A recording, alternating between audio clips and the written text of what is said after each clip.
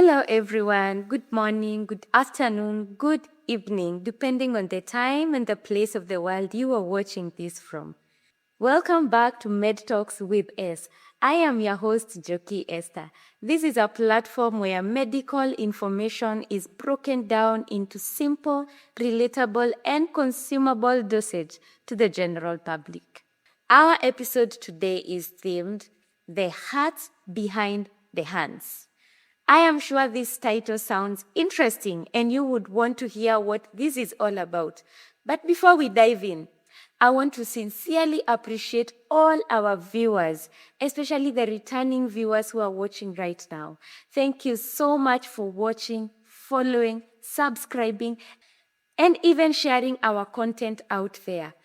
Thank you for being part of this incredible journey that we have started. It feels incredibly special to have such great support from all of you, and especially in our very baby steps of this initiative. So we are grateful. And it is important to note that we had so many fans, even from within our borders and even from without the borders of Kenya.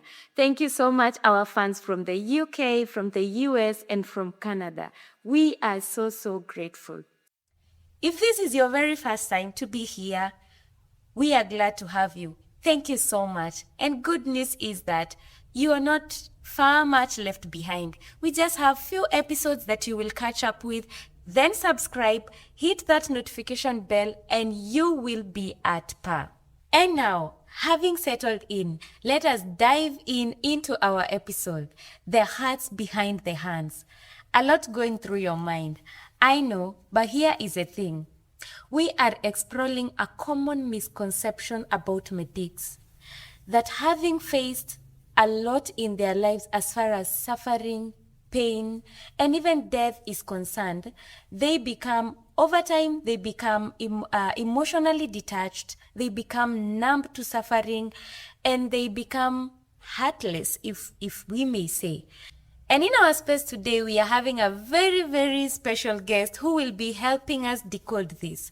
This is a person who has been at cross range with suffering. This is a person who has been at the bedside during life's most difficult situations. This is a person who will not just be speaking as a medic, but as a person with first-hand experience of emotional impact of working in healthcare sector.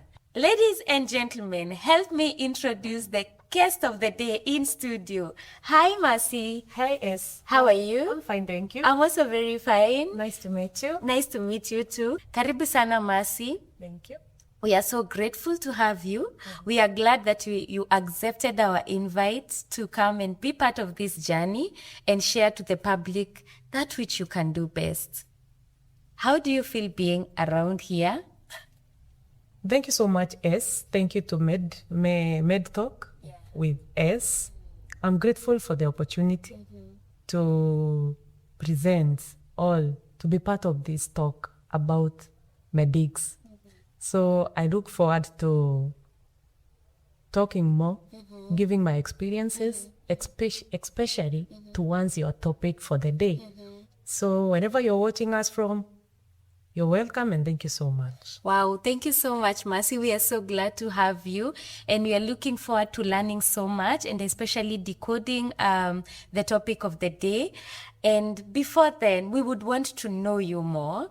We would want our viewers to understand who you are, your background, and because medicine is so wide and there are so many categories there, so we would want to know you more. So feel free, karibu, and introduce yourself. Thank you, S, once again. My name is Mercy Wanjiru Njero. I am a Kenya registered community health nurse, also done some specialty in caring for critically ill patients, especially in pediatrics. So I'm a registered Kenya pediatric critical care nurse. And beside that, I'm also a mother. I'm also married. Love is a beautiful thing created by God. It's good to hear that you are also a mother, as much as you're taking care of many other children out there. And Mercy, where are you currently working, or which department are you currently running? Currently, as I'm working in newborn unit where we deal with newborn from age 1 to 28 days. I've also worked in several other units before. I've worked in mother and child care clinic. I've also worked in gyne ward. And also I have some experience in outpatient department. So yeah, I've worked in several. You have worked in a vast areas in the medicine industry, and that is why we are so glad to have you, because I believe that through your experience, you're going to give us a vast wide of information, or vast, you are rich in information of the topic that we are going to discuss today. And Mercy, before we even dive into our topic, fun fact question: if you were not a nurse, what would you be? Yes, you've called it a fun fact. If I was not a nurse today, I would be somewhere in a suit and a medium-heeled shoes, either as a air hostess, Wow. or somewhere working in an organization. You'd be a manager, I'll CEO, be a manager, a something. CEO, or something. Wow, amazing. So how comes that you are a nurse and you are not, but something else? Or taken back, would you still choose this path? I have to say, yes, I have a funny story about my career or how I became a nurse. At first, it was nowhere in my mind. I had nothing to do with nursing, nothing to do with medicine, but a dream come true for my father. You know, those days, our parents could make decision for us, especially if a parent missed such an opportunity. Big up to my father, Mr. Njeru, who missed an opportunity to become a medic somewhere along. And he decided my lineage, someone in my lineage has to become a medic. And here I am. Wow. Funny enough, he's the one who applied the course for me. Okay. I had been called in a certain university called Presbyterian University, which is a private institution, and my father could not manage to afford the fee at that given time. And behind my father's mind, he was like, this lady does not know what I'm thinking about her life. So he did the application for me in the Kenya Medical Training College. And when I almost lost hope in joining university or a college, 2 weeks later, I think it was the intake of September. 2 weeks later, here is the letter of admission to Kenya Medical Training Institution. So I think it's a dream come true for my father, of which I was like, I'll carry out. I'll do the course, then take the certificate to my father. Him. Then I'll do what pleases me, like my dream course. At that time, my dream course was becoming an air hostess, as I've said. Wow. But along the line, here I am, and I love where I am. I love what I'm doing. I owe my father a lot, because whatever I am today, it's because of him. Wow, that's so great to hear. Shout out to your dad. He's Mr. Njeru. Yeah. Thank you so much, Mr. Njeru, for making such a good, making such a dream come true for her, even if she was not willing to take that path. And I think that just tells us that sometimes our parents are not entirely wrong in some decisions they make for us. Sometimes we feel like they're pushing us too much, but I think later in life we realize they were not entirely wrong. Sure. I am glad to hear that. So Mercy, tell us, still in the season of fun fact, as you are doing this nursing, what was your imagination of who a nurse is? Because we all had some imaginations of the people we are training to be at. And did that turn out to be different, or exactly what you knew is what really happens? At first, I thought being a nurse is just bringing hope to people, making people smile. Like attending to that patient who comes with a problem. Then they go home. Before these death issues, nowadays death issue has become a part and parcel of our lives. Like every day, day in, day out, we are getting these deaths. But during our times, back in 2010, 2011, those years, the deaths were not that common. Death was not common. Actually, I didn't think I will experience death anywhere along my career. Oh, wow. So my thinking of nursing that time was just making someone smile, giving people medication, Someone comes with a problem, you share, you give treatment, they go home. You create networks, That was my thinking during that time. But I came to realize along the line, when I was in college, during my experience, especially in clinical experience, that it's not all about giving hope. It's not all about giving treatment. It's not all about wearing the blue and white uniform. There is much to nursing. There is much to caring about patient. There is much to healthcare, if I may say. There is so much behind it. It's not all about how we thought. It's about just talking, laughing with patients. That was your imagination. Yeah, exactly. And I'm thinking you're talking about 2010. When you're saying during our time long ago, I thought, that must be in the 90s. But 2010 is the other day, but I agree somehow death, or maybe it's just the way we are as we grow older. Now death is becoming more real to us. But that's quite interesting. So, and thank you for sharing that part of your life. So today we have a very interesting topic, the hearts behind the hands. And to our viewers, we are here with you so that you can help us decode this. Because out there in the general public, we have a tendency of feeling like you guys have been exposed so much to suffering, like you have just said, to death, to bad and worse situation, and that has robbed some emotional being from you, and you tend to present yourselves to us as numb, as people who are emotionally detached, as people who are just calm in all circumstances. And many times we experience this, especially when we are on the receiving end. And then we realize this nurse just comes here, presents a demeanor, attitude as they present the bad news. And it makes us feel like, oh, these people are so heartless. I mean, they are not emotional. So that is what we are talking about. And I don't know, before we even dive so much into it, do you agree with what we feel, or do you disagree?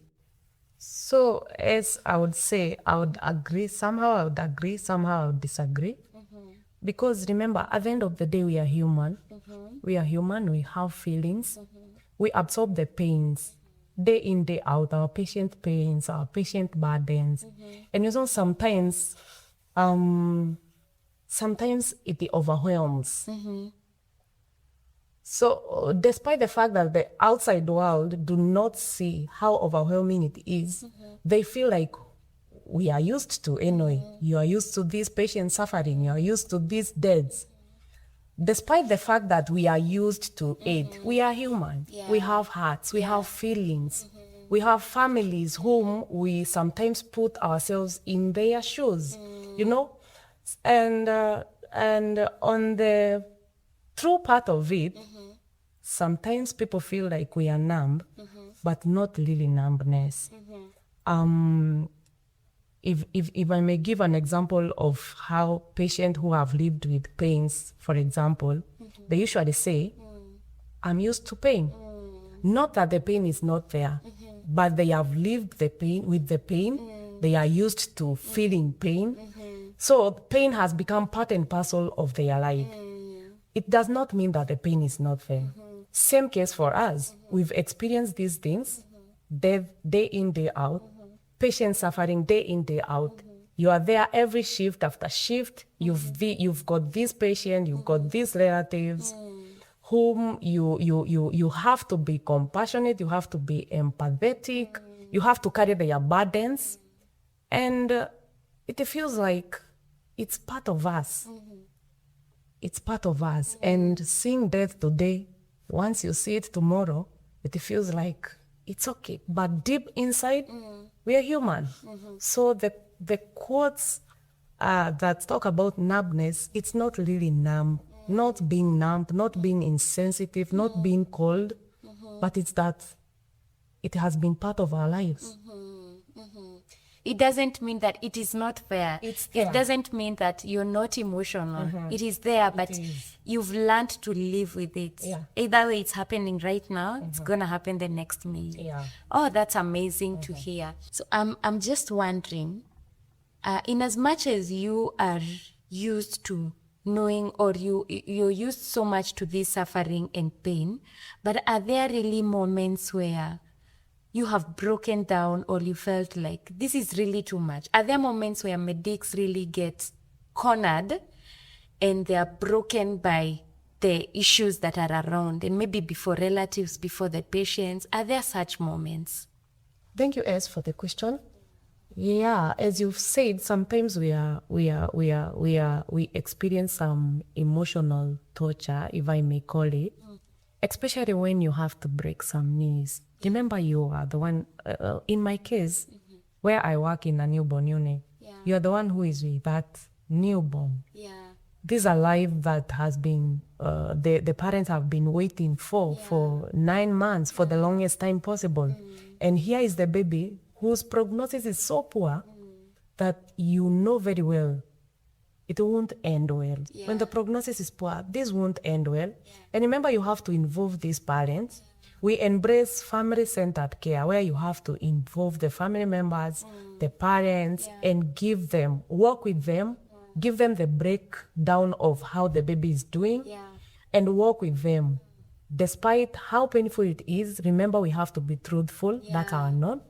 We have to be truthful. We have to tell them the truth. So breaking this news, or giving this negative feedback to these parents who are so expectant of a positive feedback that their child will get well soon.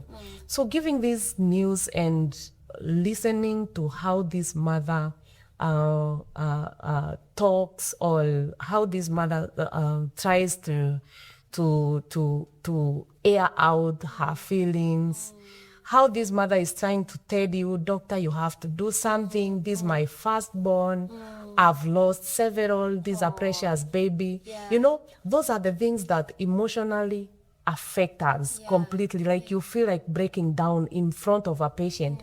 Actually, we usually hold tears back, because whenever this mother utters some words, you put yourself in her shoes. Like, no, my baby will not die. My baby will make it. I had so many plans for this baby. She or he is named after my mother, my father. I've lost several pregnancies before. I have hopes. She or he is a precious baby. You know, all those things, all those ones that the mother utters after telling her the truth about the prognosis of the baby, all the outcomes, the expected outcomes. It feels so sad, yes. It feels so sad, and it breaks our heart completely. Because, you know, you put yourself in that mother's shoe. If it was me, if it was my sister, if it was my brother, you know.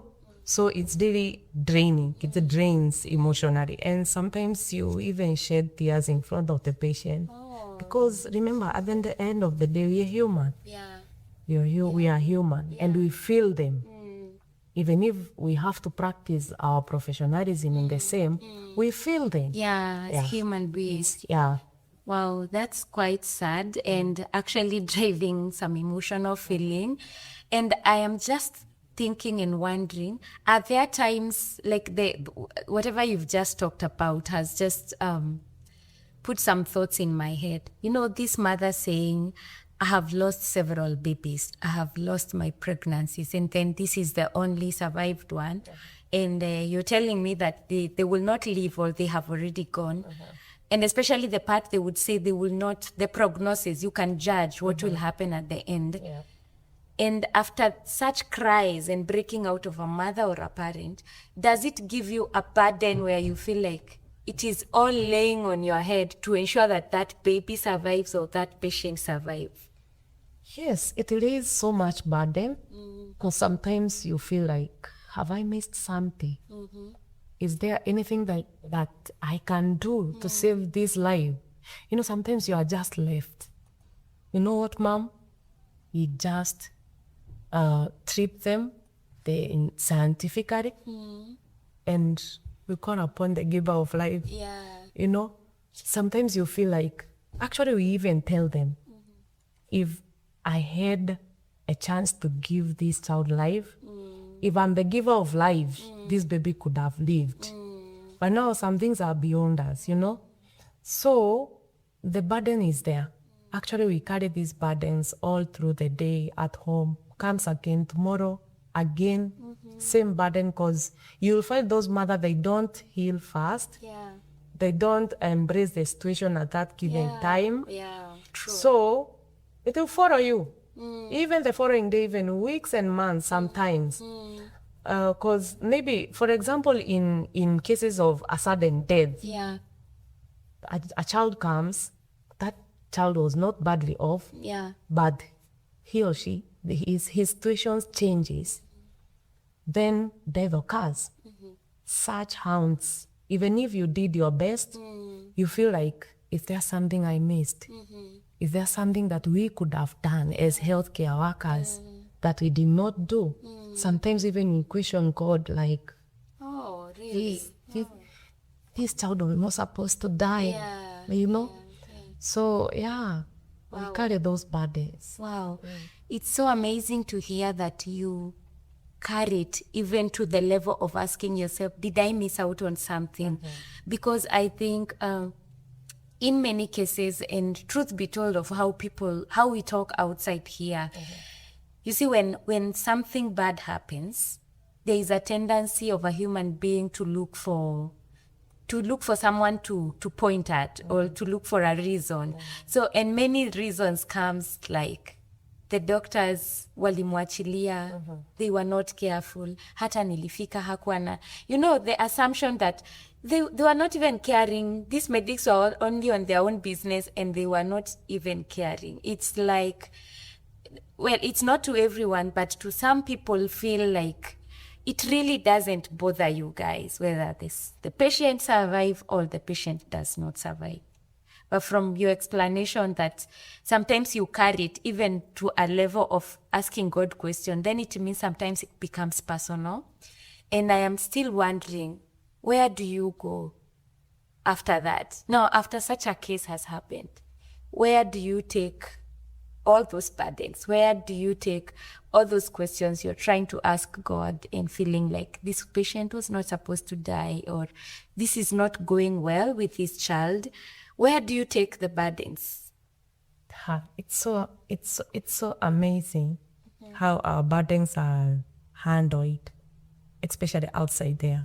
But most of the time, we have our family, our struggles, our burdens, we take them back at our homes to our spouses and children most of the time.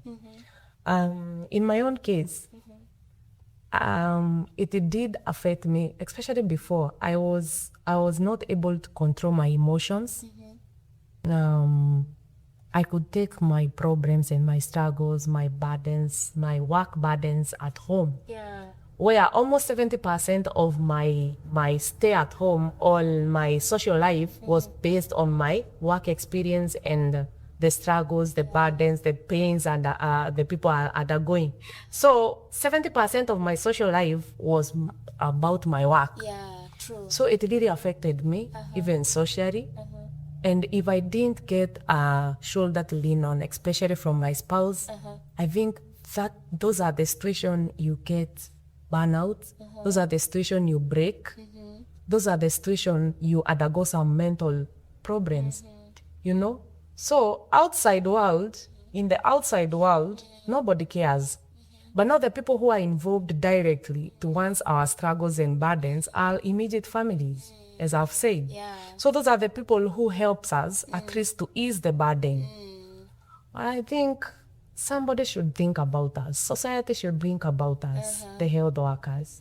So you are saying now, apart from which we really agree and we are grateful for the people who are always ready to carry the burdens of medics, which we know sometimes they don't even carry to solve, but much of it they listen and you feel better the following day.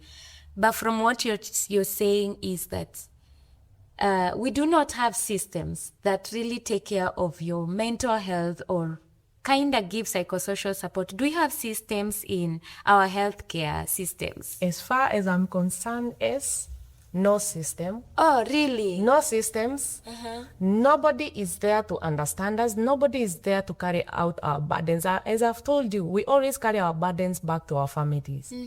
I wish there were systems whereby after undergoing a certain situation, especially a debriefing situation where you've lost a patient, maybe a patient has come suffering with a critically ill patient, before we go home, someone should attend to us. You know, we should have someone gives us an hearing ear, if I may say. Someone to talk us, even if it's a spiritual leader. You see? We need counseling. Because you see, when we carry these burdens home, you never know whether I'll take a negative energy at home. Beat the hell out of my children. I'll dispraise my problems. I'll dispraise my struggles and my burdens towards my child. Very true. You see? And in a negative way. I can even beat my child because of a small mistake. And mark you, it's because of a certain, from it originated from workplace. You see, so I feel like systems should be developed. There should be system of helping health workers so that we cannot carry these burdens outside our workplace. Okay, that's a bit sad because in our thinking we think like maybe occasionally, weekly, or maybe in the morning when you're exchanging shift, there's some kind of a debriefing, or I'm surprised you don't have such a thing, or maybe a psychosocial support office within the hospital premises. So unfortunate. So nobody cares. Nobody cares. Wow. We've cried out. People have talked about it. Several people have talked about it, but there is nothing. Nothing has been done so far. Nothing has been done, but we're still hopeful. But I would want to hear of what usually happens. For example, with a surgeon, with a surgeon, maybe going to a theater and a patient dies on the table, and then they have some queue. Would you have an idea what exactly would happen in such a case, or even you losing a patient in the ward? And are you expected to continue with the shifts? Are you expected to take some moment if you're the one who was attending to the patient? What exactly happens? Funny enough. No, I'm not laughing because it's funny. I'm laughing because you find yourself in these situations where you are all alone in a shift. You are caring for many patients. I mean like above 40, 50 patients. Alone. So you have the code blue where you are called upon, the child is not breathing, another child over there is doing this and that. So even if you get a death, it does not matter. And that brings us back. Like it takes us back where the patient feels like we are cold, we are numb, we are insensitive. Because a child dies, you break the news to the mother, and you continue with the others, the cares. You continue with your work like nothing happened. You see? Because you don't have a choice. You don't have a choice. As you don't have a choice, you get a child, you do the resuscitation process, the child passes, you call the mother, break the news, you leave the mother. Crying like and you don't even have time to show some compassion to this mother. You leave the mother, she's crying, another mother is calling you. Come and do this, my baby is doing this, I need an NG tube, I need this. And you know continuity of care have to continue. You have to do it. So this one mother will feel that this person is so numb. They don't even care. They just break the news and continue with life like nothing has happened. Nothing has happened. But you don't have control over it. We don't have control. We don't have control. Sometimes I cannot make decisions. Sometimes like I know very well what a certain patient needs. Yeah. But there are 6 more, 10 more, 15 more patients who are waiting for me. So I cannot concentrate on one patient, despite the fact I know if I do this for this time, for this period, it will be a success for this baby. Yeah. Or it will make like some improvement towards the recovery of this baby. But now I have some other like 30, 40 patients who are waiting for me. I cannot concentrate on one patient. You see, so even in these cases of death issues, like it's okay to break news, then you go and Move continue on. with your work. Other living patients are calling. Yeah. Wow. That is quite interesting. And I think it talks to our, do we say our broken health systems? Or do we avoid saying that? I don't know what to say. You might be quoted somewhere, Yeah. but I think it is what it is. It is You what do it is, what you because can, how the on rest- earth would one nurse be manning 40 patients? And critical patients for that matter. Yes, I think there is an aspect of systems which ideally should be addressed so that not just for the one who have lost or the one who is going through a hell of time to be well addressed, but even for the sanity of the health workers. Because you need to be better for you to, there is no way you will keep losing or going through stuff. And I imagine when you're breaking the news, it is not just a matter of breaking the news and leaving. I have been now on situation where I have seen people beating up even health workers. Exactly. You know, after the news, the bad news have been broken, you feel like, no, I will kill you. What are you telling me? So it's not like you just break the news and go. I feel like it should be a moment of, at least a moment of rest or debriefing or something, so that when you're coming to attend to the next patient, you are whole, you're better, and your mind is a bit stable. About healthcare workers, I think I don't want to say we were abandoned a long time ago, but I thank God. At least they usually take care of our patients, our relatives. I thank God for that. As for us, God for you. God has been so faithful.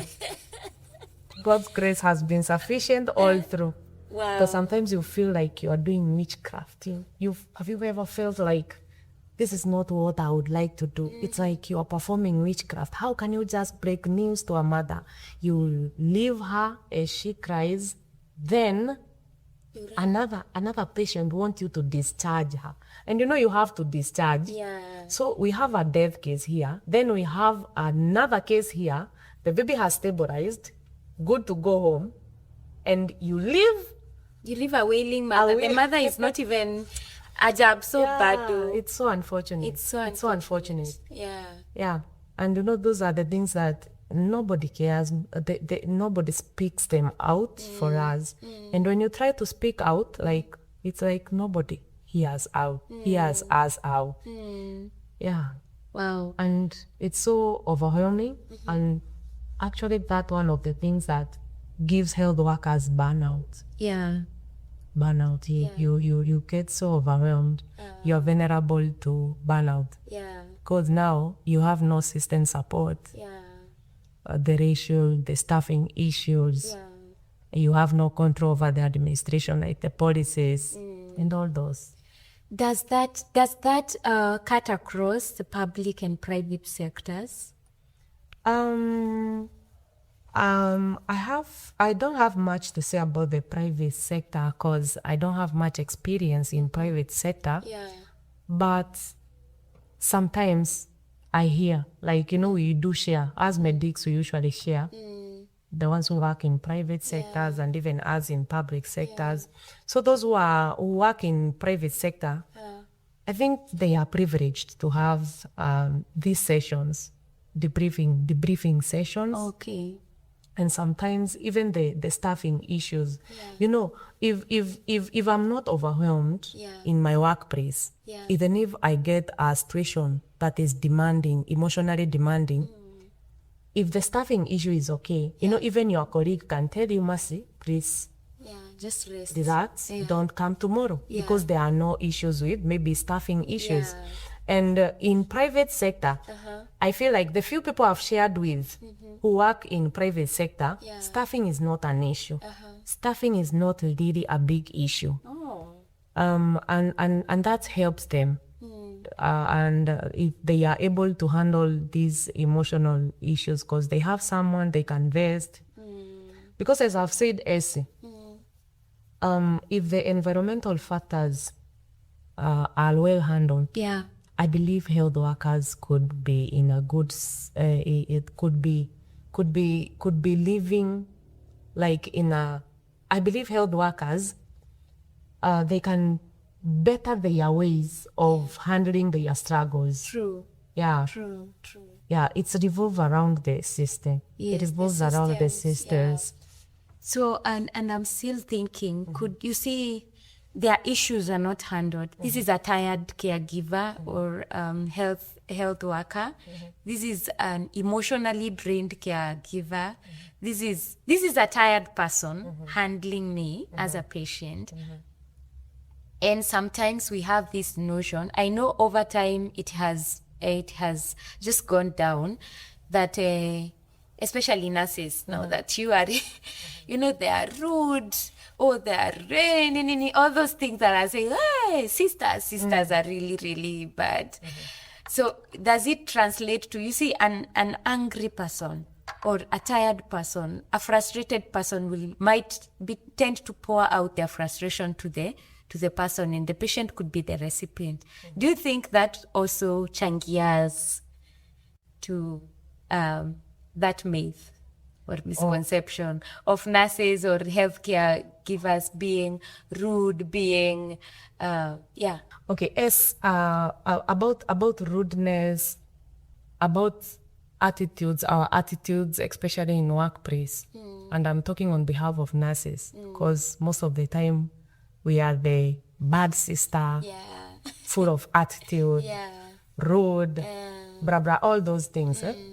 If I may say, sometimes it's a character, sometimes it's a character.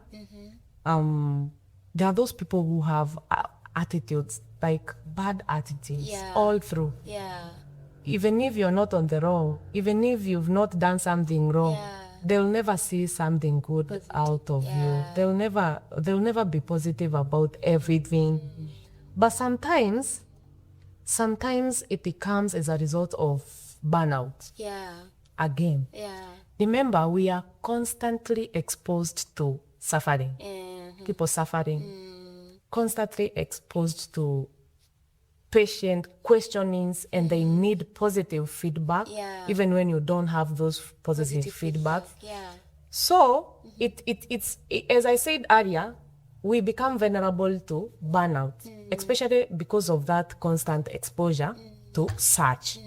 But again, us as caring nurses, and we are not rude, guys. We are not rude. we are just caring. But I would not say like we get burnout out of our caring attitude. If I may go outside the question a little bit, you know, sometimes we are called caring nurses, blah blah blah. So about attitude and burnout, they go hand in hand. Because there is no way I can be working a 12-hour shift, then before even 10 hours are over, I'm back to the shift again, and you expect me to act or behave the same as that one health worker who has been on leave. I have burnout, of course. You know, sometimes because of the human part of us, you'll have attitude, don't want to be asked questions, you don't want to be involved. Despite your caring heart, you feel tired. You're still a human. You're still human. We feel tired. So about rudeness, I feel like we say one fry can make a whole portion of meat get spoiled. So if someone became rude to you, that one person should not like bring this perception of rudeness. We are not rude.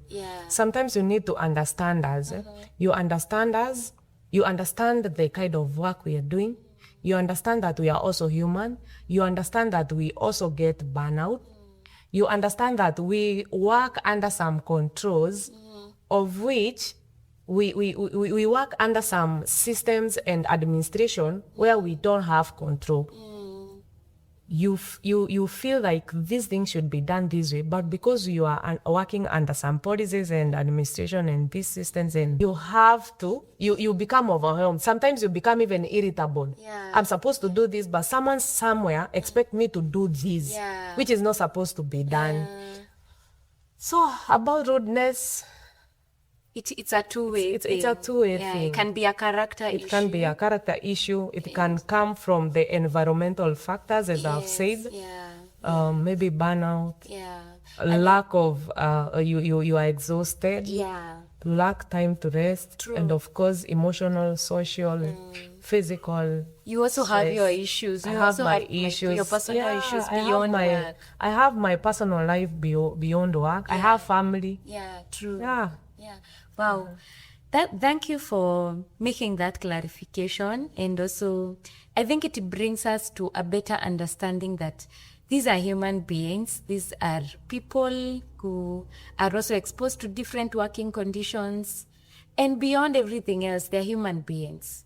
Yeah, so, and that brings me to the question of, do you experience stubbornness with patients and sometimes feel like, now this is not the time to get emotional, this is the time to maybe get things head on, or nifurushe watu ama do you have some moments where you now feel humanity kando, let's handle this as it has come? Yeah, sometimes you get yourself in such situation, especially from relatives. At least patients are controllable because remember, these are patients who expect so much from me. Yeah. The stubbornness, most of the time we get the stubbornness from the relatives. These are relatives who expect their patient to be handled the way they want. When he or she comes in the morning to visit his or her patient, they expect these things should be done. Not putting in mind the ratio, the patient's nurses ratio. Even if it's not over, because you feel they have brought so many issues out of nothing. These are issues that maybe it's an issue that, yes, it's supposed to be done, but it can wait. But now for the relatives, it should not. They have taken you to the office, to the manager's office. Oh, they report you. They report you. So you get phone calls right, left, and center. I've had this complaint, and you are here. Like, this is not an emergency. Yes, it's supposed to be done, but it's not an emergency. I am aware of it. I'm aware of it. But sometimes I prioritize, So if I get such relatives, you've already reported me in the office. I've already gotten a call from my boss. Then you've come again to ask about the same thing which I had explained to you earlier, and you are here again. I'll just go mute, or sometimes tell you, please give me time, or sometimes I tell you, it's not visiting hours. So I will handle that stubbornness, of course, in a professional way. In a professional way. I create boundaries, but I have to cut that stubbornness. I have to cut it because now I'm thinking about my patient. I'm thinking of, when it comes to our workplace, you have to triage, you have to prioritize. So if a case is not an emergency, you just put it on hold. True. So if you get such cases where these relatives, they don't want to understand, these mothers, this fact, they don't want to understand, then now you also become stubborn. Either you go mute, either you tell them to excuse you, or you can even excuse yourself and leave them there, at least for the peace, for the sake of your peace. Yeah. So sometimes we get such cases and we handle them differently. Okay. the only thing that you're supposed to remember is that you are professional, so you have to handle those cases professionally. And your work is Yeah. between you and the patient. Exactly. The relative is a third party Yeah. in this case. Yeah. Wow, it's just interesting to hear that patients are not even stubborn, that relatives are, and yet they come. You know, when we are coming to look at our patient, we come with all hope and we think we are coming with all the love. So sometimes we become so stubborn to you guys. About the stubbornness, as I've said, it's brought about. We usually see it more on the relative side. Though sometimes this stable patient that you've worked tirelessly on, they have stabilized, almost going home, almost being discharged. They also become stubborn. They feel like, I don't need you anymore anyway. Wow. So they also become stubborn. But most of the time we get this stubbornness from relatives. These are the relatives we expect. They come to their patient. Remember, we practice something called family-centered care, where we involve family fully. Actually, nowadays, even family member, the immediate family member, the next of kin to the patient, we involve them to the care of the patient. And nowadays, we accept them to stay with the patient. Oh, in the hospital. In the hospital. Okay. So you can come in the morning, stay with your patient, take a break, come again without restriction. So we are encouraging that. But now it comes a time where now relatives who've stayed more than a week without coming to see their patient. On Sunday, they are all there, 10, 15, 20. Sundays They are available. Yeah, they are off days. They are available. Here they are. They want to know what has been happening throughout the week. They want to know how far is their patient in terms of individualized care. They want to know what has been done, what has not been done. You see? And these are the relatives. As much as we are expecting them to give hope to their patient, they are the ones who shorten their lifetime. Like they shorten their lifespan. How? Yes. We hear things in those hospitals. We hear issues. We hear like, you can even laugh because those are the patient who comes. We have a critically ill patient. Like for me, I work, I manage critically ill patients. Those are the relatives who will come. According to them, this patient is very sick. This patient is bedridden. This patient is unconscious. So sometimes they speak, they talk things, unimaginable things. Some even brings about property issues. Some brings Just around the patient. around the patient at the bedside. Wow. You know, they feel or they assume this patient is unconscious. They are not here. They don't know, They don't know what's that happening. even if a patient is unconscious, even if the patient is under that life support machine, they can hear. How? They do. Yes, they do, Essie. They do. They do. Wow. They do hear. Remember, these are the patients that we've just given some sedation medication. So the brain is alert. Wow. So they can hear you. They are just sedated. They can literally hear every word. Sometimes they can even recognize the voices. Wow. Some of them usually wake up later and you can hear them say, Whatever I they heard this, I heard this, Oh, I heard no. this. Yeah. Wow. Yeah. And now, here are the relatives. They are talking about the family, like the immediate family towards the patient, their properties. They are even diagnosing. They are even like giving prognosis. It seems he might not live long. Hata survive. Hi, huyu vile namuona. Hata fulani alianza hivi. And remember, they are talking at the bedside. That is sad. Imagine. If the patient can hear, then that is sad. They do hear. I assure you, 100% they do hear. Wow. They do hear. Wow. And now, talking of stubbornness, I understand that my patient is hearing every bit of once that these relatives are talking about. So I will defend and I will advocate for my patient. I will defend my patient now that I understand. And I'll chase them. So about stubbornness, it comes in so many ways. Because being stubborn, it's not a must. You be like you're refusing to do something, or you are even talking, even giving like negative vibes towards a patient. Yeah. It's also an act of stubbornness to me. So these are the relatives we have. Wow, that is so sad. That is actually sad, especially imagining that our patients hear that what we are talking about, and then we take some negative vibes just next to their bed.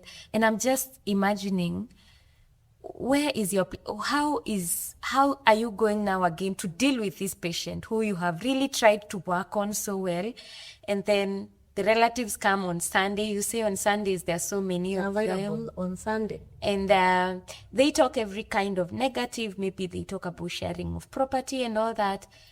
How are you supposed to again handle that patient whose hope has been totally killed? Or how are you going to pick up from there? Sometimes it's hard. Sometimes it's really hard.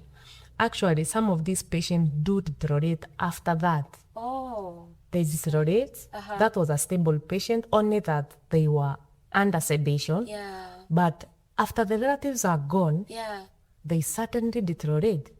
So we start now calling for Codes Blue, like resuscitation. You wonder what has happened. These are patients who has been in this state for 3 days, but has had no issues. The vitals. Then all of a sudden, the vitals are gone. Has respiratory, has cardiac depression and all those. Then you wonder why, what could have happened. Kumbe, these relatives, remember these are patients. And you know, if I may say this, us as medics, the nurses and the doctors, before we do anything to such patient, this critically ill patient, this unconscious patient, we have to explain.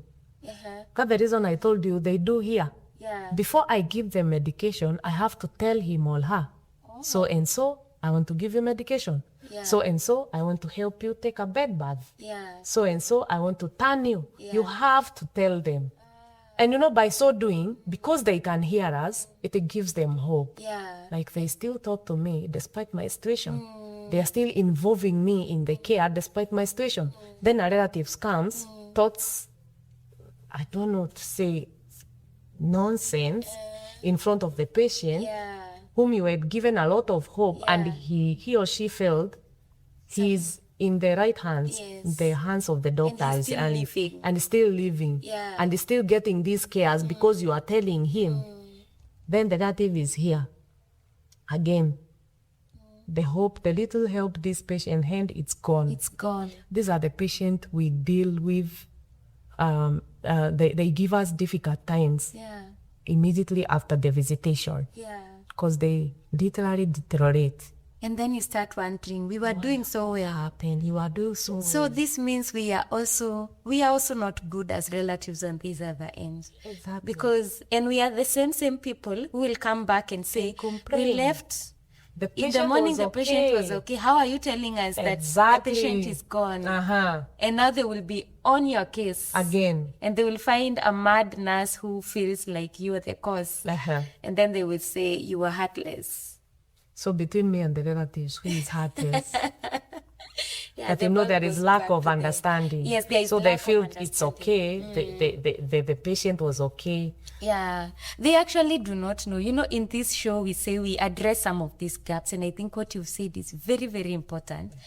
People do not know, and people do not know that. I also didn't know that actually patients can hear. You don't just go, if you are to speak to that ventilated patient or unconscious or sedated patient, you speak hope or just mute. Either you pray for them or just speak life instead of maybe bringing other stories that will leave them in a worse position that you found them. So that's a gap, and I believe that people out there can hear and people out there can play their role responsibly, because at one point or another, you will be that relative. At one point or another, you'll have a patient. Yes, and that is very, very educative. So having said that, Mercy, I am just trying to think, because I have also been on the receiving end at some point in my life as a patient, and thinking, do patients really value so much? Does it really mean so much to them a bed surrounded by over 15, over 10 people, does it really make some difference or make them feel more loved, or is it even a burden? Even before I share my experience.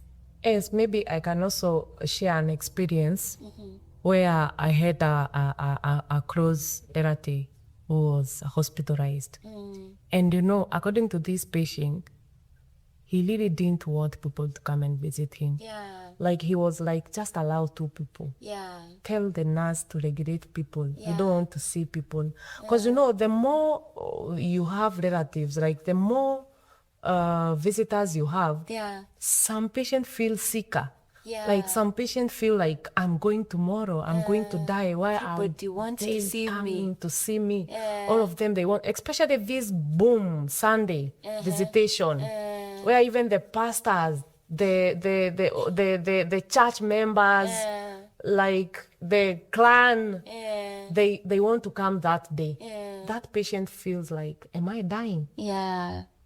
So, patients, if I was asked, in my opinion, Yeah. I think hospitals should regulate the number of relatives who come to visit their patients.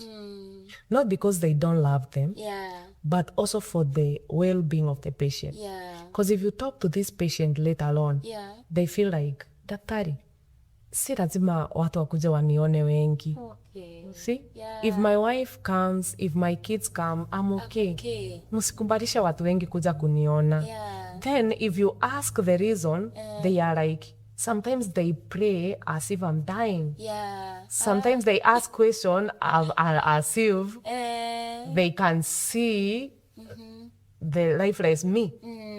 So I feel there should be regulations, in my opinion.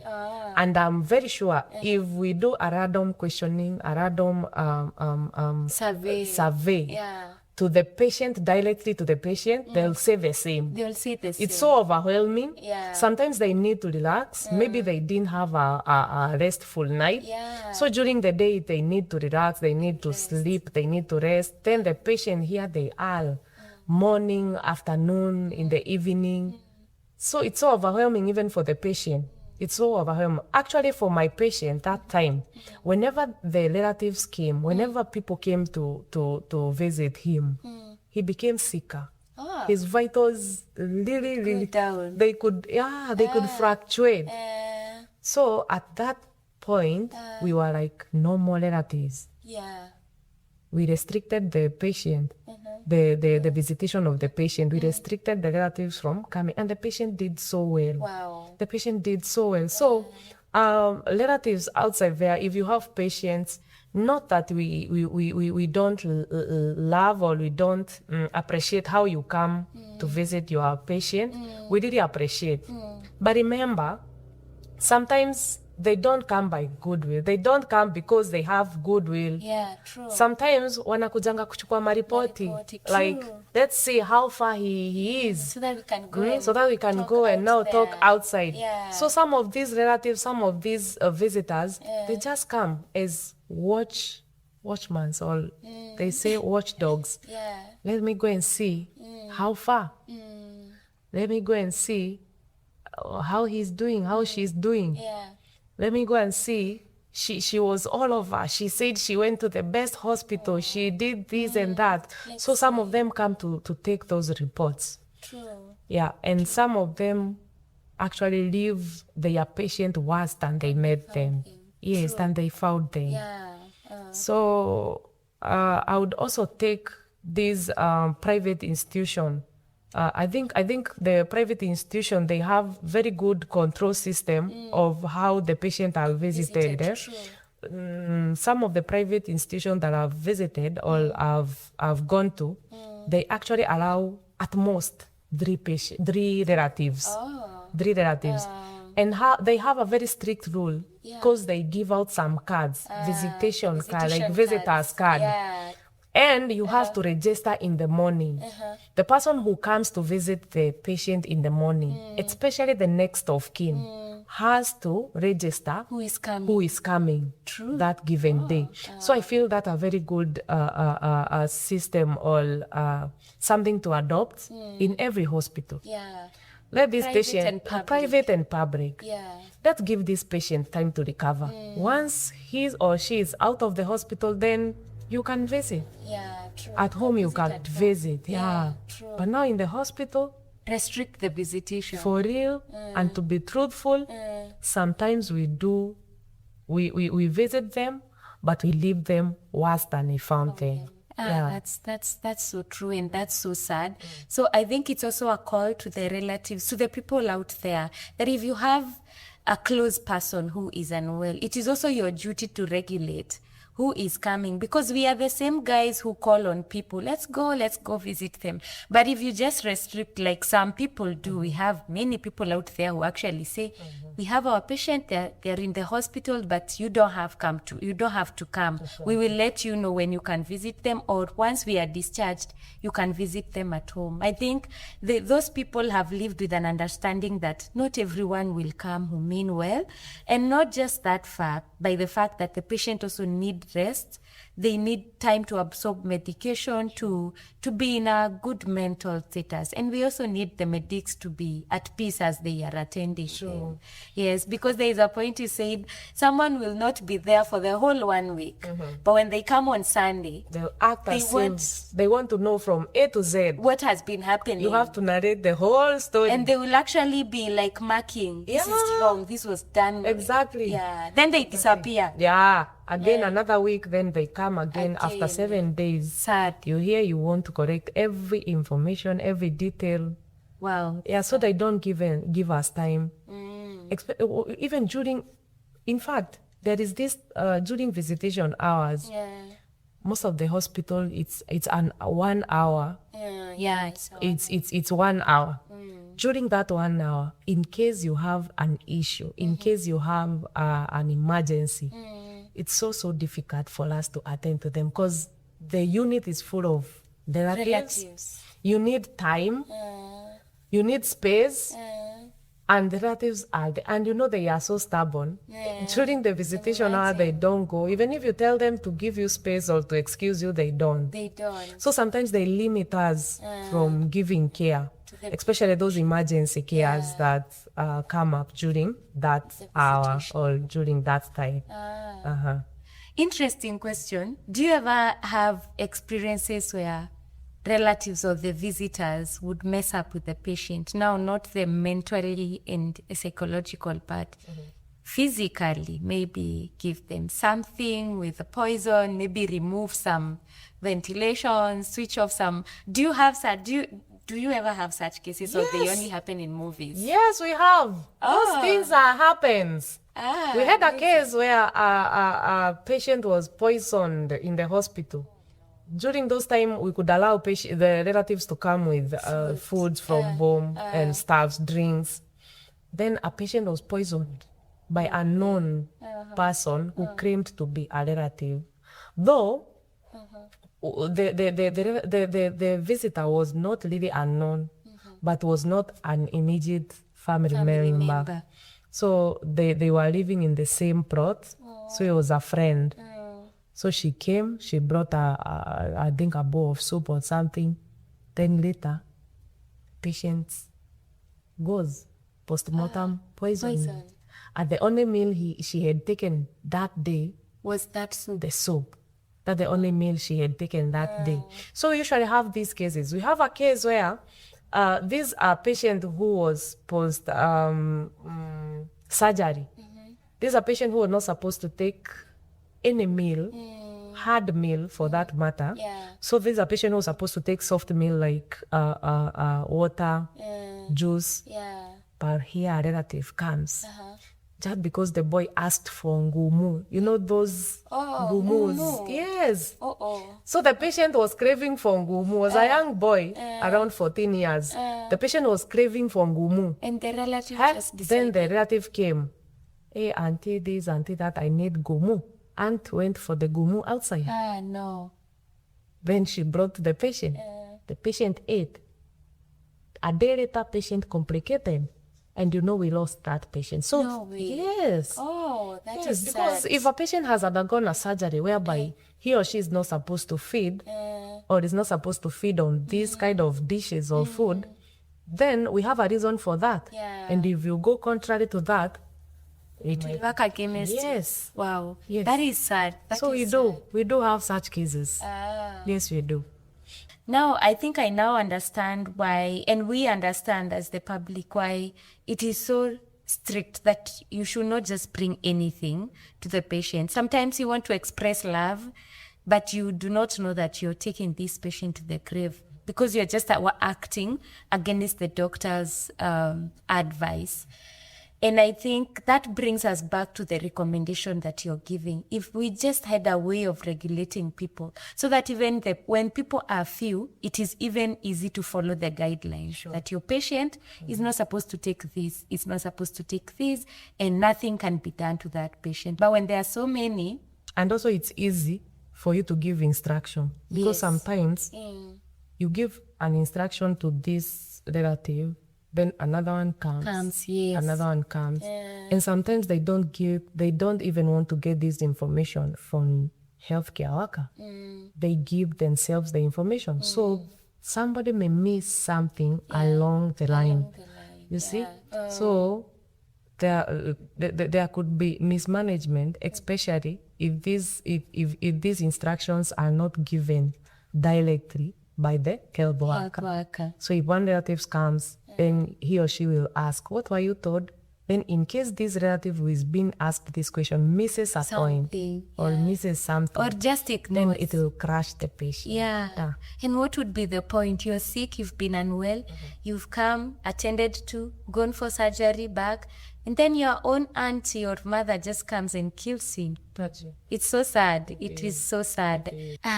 Thank you so much, Mercy, for that great sharing. I feel like it has somehow shifted our discussion, but in a very, very rich way. We have learnt a lot, and I believe that our audience have really gotten something that is of great help.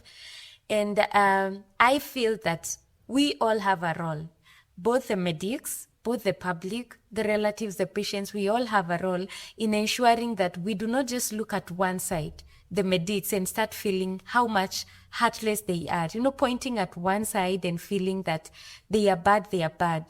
The discussion has been an eye-opener of helping us to think, what about us?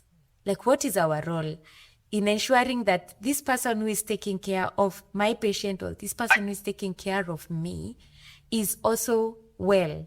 There are things that you have talked about that I feel they could be beyond us. They are beyond you as a medical personnel. They are beyond me as a patient or as a relative. But then as we wait for our country, our nation, our government, maybe one day to maneuver through those system hiccups, issues, then we have a role to ensure that we are giving each other an easy time in managing our well-being, our emotional well-being, and the health of our patients. So thank you so much. And now, Mercy, this is a discussion that doesn't seem to be winding up anytime soon, but we have to wind up. And I believe that you will come again when we invite you. But before we go away, this is the last question I'm asking you. Now, despite all these things that are happening, the systems that are not working, the stubborn relatives, the stubborn patients who get well and become stubborn, they were humble and then they become, all those things that break you as a person and as a human working in a healthcare system. What keeps you coming back every morning to work? Like, what keeps you coming back to your shift as a tired person, but you still show up? Yes, I don't know whether to say it's because of what I'm getting at the end of the month. Fair enough. But for sure, as everyone say, nursing is more of a calling than a career. To me, I feel it's more of a calling. And the more you impact people's lives, the more you put or you instill hope in people's lives, the more you perform, like you give services to these patients, you walk a journey like a painful journey with a patient and it ends up well, it always encourages you to give it a try again and again and again. So for me, the most encouraging part, despite the ups and downs, despite the pain, despite the struggles, the burdens, deaths, of course, I always feel like I have a journey ahead of me. I have someone who is waiting for me to give hope, to restore happiness, to restore joy, to put a smile. So I feel every day, whenever I wake up in the morning or whenever I'm going to bed, despite how much I'm overwhelmed, I feel like tomorrow calls for me again. I have to take care of that baby. True. And you know, amazingly, I even receive some calls even at the middle of the night. Okay. Daktari wa watoto, you know. So I'm consulted sometimes, and sometimes I feel, how can people burden me with these calls? I'm not usually called like on calls. I'm not an on-call nurse. But at the same time, I feel like I saved a life. I gave advice, I gave opinion, which at the end of the day saved a life or added a day to a patient. You know, it's not a must I save a life, but if I add a day or two to a patient, I think that's a bump up for me.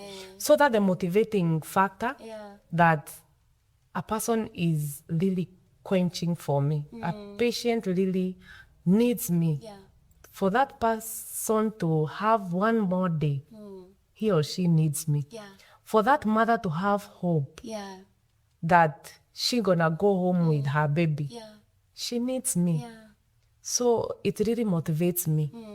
And I go with a very positive mind that the way I left yesterday is not the same way I'll live today. I will impart some life. I will impart some hopes. I will do something new. So every day I wake up in the morning, as I prepare, I always feel like I've gone to do something I never did yesterday. And that's a very motivating factor. And as I had said also, having a coin in my pocket at the end of the month is also motivating, because if I don't go to work, you will not have some. I have nothing. I have no food in my plate. So, but nursing is really a calling. People outside should understand. We have a big heart. We have a big heart. I agree. We care deeply. And I think there is no health institution that can run without a nurse. Definitely. So I'm proud of myself. I'm proud of every nurse in this nation, in the world. Keep up the good work, because if you don't appear, but one day, you can imagine somebody will die. So it should be so motivating, even if you don't get any environmental motivation, even if the system are not there for you, even if the administration is not doing something to encourage you or to motivate you. A life has been saved just because you woke up in the morning, just because you sacrificed your time, you sacrificed your bed at night to go to that job. So that's motivating enough. And I think it keeps me moving. And I believe, based on the same, it might not pay, because we are not really well paid. It might not pay in terms of money, but it pays. This life, it's a journey, and everyone can get sick. Everyone can have issues. Everyone can be undergoing some ups and downs. And whenever you remember a good thing, whenever God remember the time you sacrificed, the sleep you sacrificed, the emotion, burden, struggles, absorption of people's pain and struggles, I think it will always click in God's mind, and your problem will be gone. Your problem will be gone. Because in this life, you will always get issues. You will always have problems. You'll get sick. You will get sick anyway. You'll have your spouse, you'll have your children get sick. And you'll be treated the same way you treated someone. Yeah. So I believe that alone It's a great is motivation. a great motivation. See, like that alone, but that is a big thing to live for. And I think despite what you're saying about pay and all that, whatever you have talked about is the greatest motivation, that you are waking up will save someone's life. You are waking up will speak hope to a mother out there or a child or a relative. And just the fact that you decide to ignore all that happens around that is not working and you choose to go with what is working, that is great. That is great. And that is quite encouraging. And I believe it speaks to all our nurses out there, all our medical personnel out there. You guys are doing a great job. And today we have heard that you also suffer, that you also go through emotional turbulence, and sometimes you don't have anywhere to pour out to, maybe just to your families, and sometimes nowhere really. And we believe that systems will come up where we will have mental health really, especially on medics, really being taken care of. I believe that forms a discussion for our next episode. Mental health across all careers, and specifically to the medics. workers. Yes, because we would really want to know and have a vast discussion that would encourage or that would probe maybe a debate or a discussion that would really bring some positive influence to the sector. So we are so happy to have you. Thank you so much, Mercy. We are grateful. We would want to have you again and again, and I know that that is coming. Sure it is. Yes, thank you so much. So thank you so much, our viewers, for staying tuned to the end of this show. We are grateful. We are grateful to God and to everyone. And we are also grateful. We are not in this space alone. We have some wonderful, wonderful guys behind the cameras. Grappa Media, shout out to you. Thank you so much for doing some great work. We thank you for bringing this show to a reality and also doing some very good work behind the cameras. Med Talks with S, because health is life, health is human. Let's talk about it. See you in the next episode. Thank you. Toodles. Toodles.